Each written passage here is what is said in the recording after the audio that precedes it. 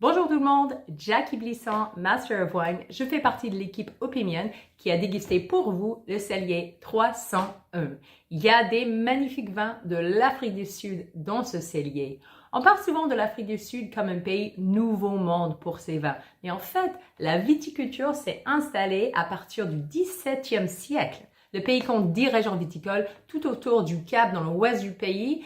Ses cépages phares incluent le Chenin Blanc, le Pinotage, Syrah, Cabernet Sauvignon, des très jolis Pinot Noirs, Chardonnay et Sauvignon Blanc près de la côte. Et vraiment, c'est un pays en explosion avec plein de jeunes producteurs, plein de volonté, très dynamique, avec des excellents vins et surtout des excellents rapports qualité-prix. On va parler de plusieurs de ces producteurs qui sont inclus dans ce cellier.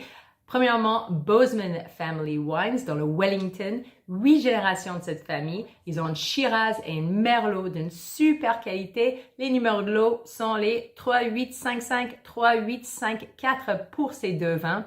C'est un domaine qui est vraiment très engagé en viticulture durable. Beaucoup de ces vins sont bio, biodynamiques, vegan. Ils ont une pépinière immense, une vignoble grandissant, tout bio.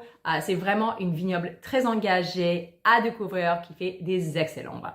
Quelques coups de cœur de ce cellier incluent le 3863 XIA Chardonnay, une Chardonnay riche et opulent vraiment à essayer.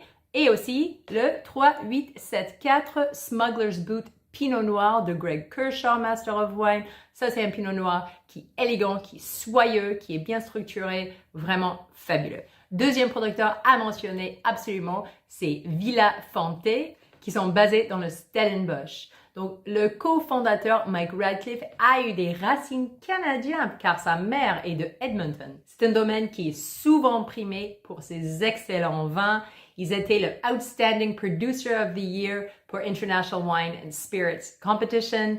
En plus, Decanter Wine of the Year pour leur Seriously Old Dirt.